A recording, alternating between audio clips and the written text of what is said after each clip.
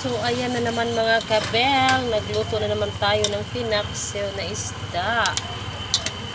Sa mga mahihilig dyan ng paksiw. So, aper tayo. Shout out sa inyo guys.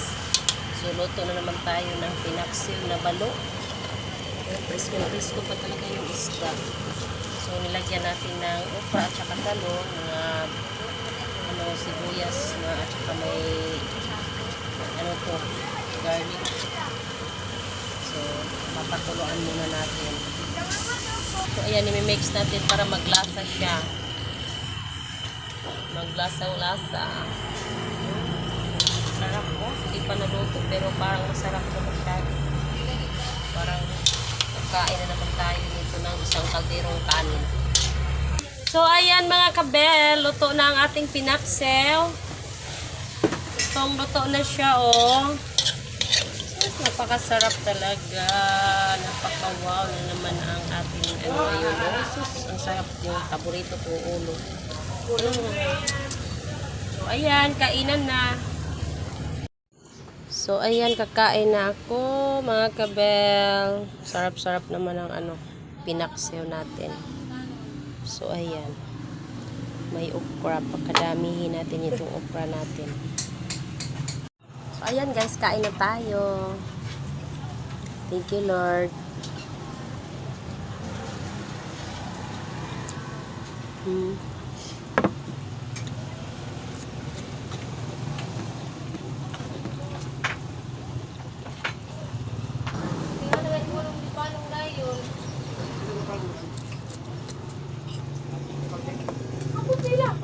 Sarap ng pinaksiw.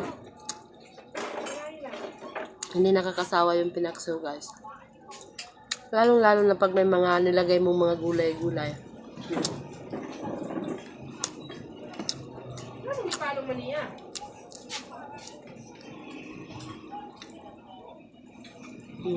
Sarap.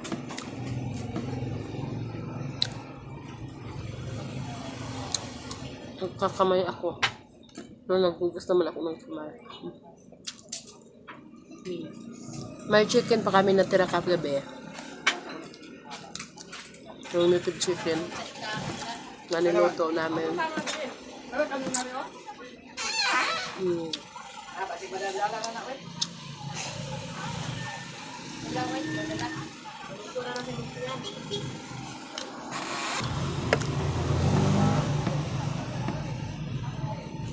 Kain po, sabay na tayong kumain mga kabel.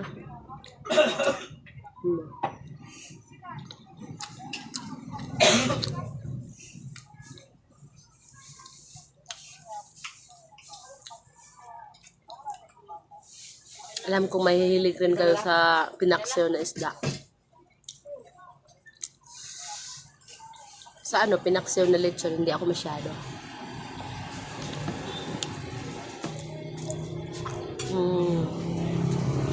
Sarap.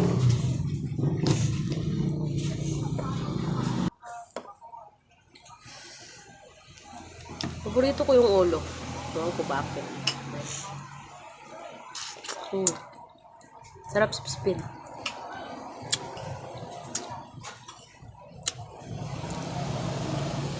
Sila ginag-away. Sina?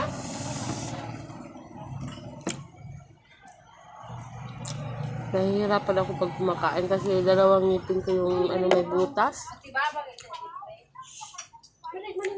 Nahihirapan talaga akong kumain.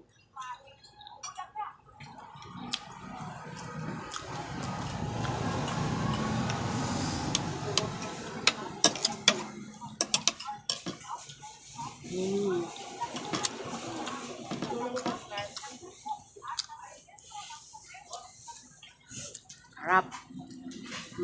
Lalong nang ganyanin mo yung kanin mo. Oh. Mix mo siya sa sauce ba.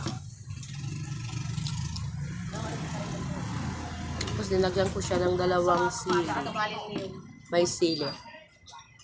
So manghang siya. May kunting hanghang. Say mo. Wala. Orleans lang rin.